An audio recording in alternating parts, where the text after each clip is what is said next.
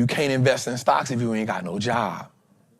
Because that's what happens in recessions. We thought that little bleep on the screen we got in 2022 and they reclassified it. Listen, people in this type of situation, because here's what happens right here, Jose.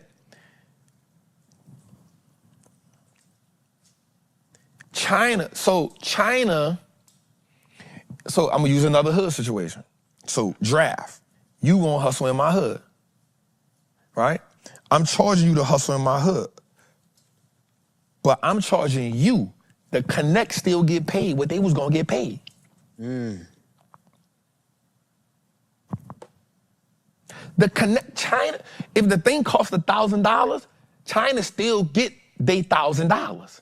It's the companies in America that gotta pay the tariff when they go to customs. Remind me of the last episode of Kanan. He said, yo, we going up 20%. Yeah. And the connect still get what the connect gonna get. Right. So that's what people not seeing that. So what happens is, why does it hurt China? Because it slows Apple from going to get what they gotta get. They can't get what but Apple still gonna charge us. They not taking the hit. So here's what happens. Everything starts to go up. Now I want us to think from a business perspective. If everything goes up, profits come down. People get laid off. Yep. And the Federal Reserve said, we're not putting no more money in the economy because we injected that we injected the $8 trillion in 2022. This was unheard of. Right. This is how we even get high inflation to jump. So here's what I'm saying. I'm not saying that we not gonna make some money, but what I will tell you is this: you can't make no money if you can't pay no rent. You can't make no money if you got kids. You saying, yeah, I'm gonna do this. Hey, we might can eat noodles, but them children gotta eat. People putting their last out, and that last out go to rent. The gas people ain't giving you a break. Right. The light people ain't giving you a break. Insurance ain't giving you a break. We go in a recession, the people still want their bill money because now they need the money better than you. And you talking about, I'm gonna get it out the market. They saying, market my rent. I'm gonna get it out your pocket. Dang. I don't care if you gotta sell calls, puts, pool tables, whatever. Market my rent. Now, here's why I double down on that. The stat says that the average American don't got $2,000. If that stat is true, of any sorts, the short-term pain is egregious. Very much so. Listen to me. The short-term pain increases the crime rate. Because what happened when niggas ain't got no money? I wasn't always loaded, I had to stay down when they got what I wanted. Now when they see me, them bitches be on me. Now when I pull up, them niggas hate on me. I got more money than niggas be homies. Had the grind for the shit, did it all by my loan. That quote, we're seeing a classic breakdown of the major monetary, political, and geopolitical orders. This sort of breakdown occurs only about once in a lifetime. But they have happened many times in history when similar unsustainable conditions were in place. Joining us right now, first on CNBC, is Bridgewater founder Ray Dalio, and we're thrilled to have you here on a morning when we're still trying to make sense of what all these tariffs mean, Ray, and frankly, how all of this plays out. So to the extent that you can help us with the history, or at least a history lesson, if you think there are parallels, how does this play out? Good to see you, Joe. Andrew, Joe, and Becky. I think that we don't understand how the cycle goes because it comes along about once a lifetime. But there are orders, there are systems, and the systems break down for certain reasons, and it creates cycles. For example, there's a monetary system, and then there's a debt cycle. And so as a result, we now have one man's debts, another man's assets. And when you build these up and you get to a point where you can't sustain that, you have a debt issue. We have a debt issue.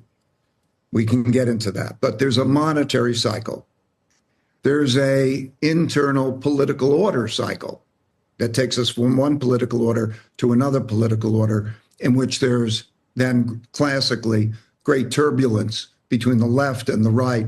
And because of disorder, particularly in democracies, there's a lot of fighting because there needs to be cooperation, compromise, and so on. And we're in the process of changing that order. In addition, we have the international world order. International world order began in 1945. There's a war. You win a war, the dominant powers get to set the rules. That was a series of multilateralism, things like the United Nations, World Trade Organization, World This and World That. And that multilateralism is then breaking down for unilateralism for the same reasons. So there are these three orders related to too much debt. Debt is money. Second, internal order. How does our system work? Who's going to get control of this problem? And then number three, in addition of the five main forces, there's also throughout history climate, acts of nature. Droughts, floods, and pandemics have killed more people and toppled more orders. And then there's also throughout history, man's inventiveness and new technologies, which is creating this transformative result. Right. The interactions of these is what's going on. So if we look at tariffs represent a dealing with the imbalances. The imbalance means we have a tremendous capital imbalance and a tremendous trade imbalance, which is unsustainable. And so that's the backdrop of this. Related to that is also the international conflict. How do you have dependency, mutual dependency? How can the United States be a safe country and not manufacture things? All this pressure. We have protests happening all around the country. We have financial leaders speaking out against the tariffs. We have political party members breaking from their own party leadership to contest these tariffs. And world stock markets are crumbling. Other countries are reciprocating tariffs with the US. Lobbyists are flooding DC to make sure big companies are voicing their concerns. And there's a reality where future elections are at risk for the controlling party. When Hot Smoothie put on their tariff in the early 1930s, we lost the House and the Senate for 60 years. My point in all this is that there have been a lot of small tells that this is a negotiation, and the timeline for a resolution is quite a bit shorter than I originally thought. It's truly just about a 6-week window. If it goes beyond 6 weeks, then the Republican Party is going to be decimated in future elections. That's why I believe that we're going to be hearing a lot more in the next few weeks about how negotiations are starting to bubble up and happen. Because at the end of the day, politicians on both sides are all about self-preservation. However, there is a silver lining in all of this. For the younger investors, this is your golden moment. The past 4 years, the market has been on a tear, and the younger generation has kind of been left out of creating that generational wealth. Well, this is your golden ticket. You should be taking advantage of this drop like it is your once-in-a-lifetime chance. And for most all other investors, if there's a quick turnaround, I hope that you've been dollar cost averaging to make sure that you ride every bit of that wave as it goes back up. And I do believe that this is all about negotiations. And if it wasn't originally planned that way, then I think it will have to shift to becoming a negotiation because there's simply just too much pressure to let it ride long term. That here are the countries, as of 2025, here are the countries, nations that are siding with the U.S. Right? Go big screen for it. Go big screen with it.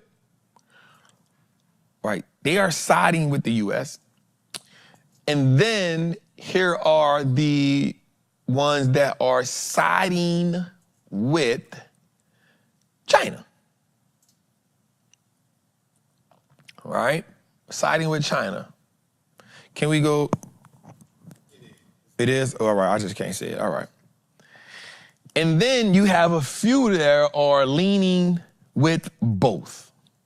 which means they playing both sides of the field, meaning they may get certain protection from America, but get goods and imports from China, right? So now, as you can see, bro, like, they are the two most dominant.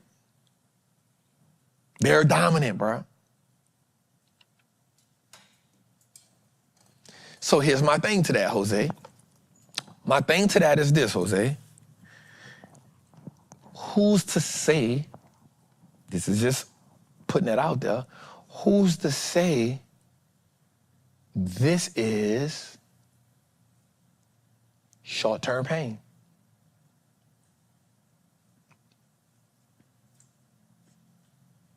Who's to say this is short-term pain? Because what happens, watch this. You ever been getting an ass whipping from your mama and she said, oh, you bold.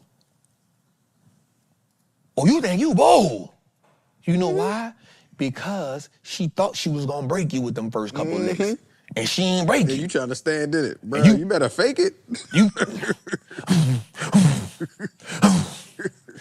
trying to be Denzel Washington in Glory. On Glory. Right. Bro, you better act like it hurt. Something. So I'm saying that to say this.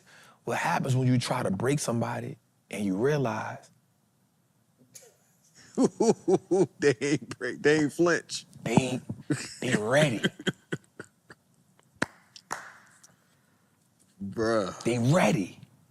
You thought he was about to punk me? They with it. My question is, let's say he said, now here's the thing, 12 o'clock tonight, 12:01 tonight, America opposes 104% tariffs on China. So that's everything in combined. Think about this. 104%.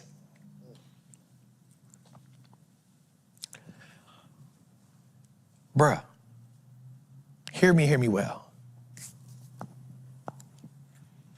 I cannot back down once you do that to me. It's time to go all in. Even if I wanted to. You know why I went to prison, bro? Real talk. Listen to me. You know why I really went to prison? I really went to prison because of my ego, dog. Yep. No lie. I was 16 years old, bro, and I said, bro, if I let you rob me and get away with it, bro, I can't hustle in my own hood no more. I got to do you something.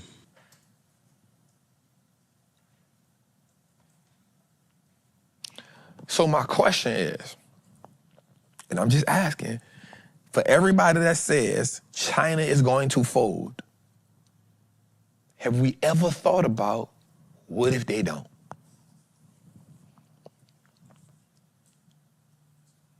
That's my only question. I don't want fuss.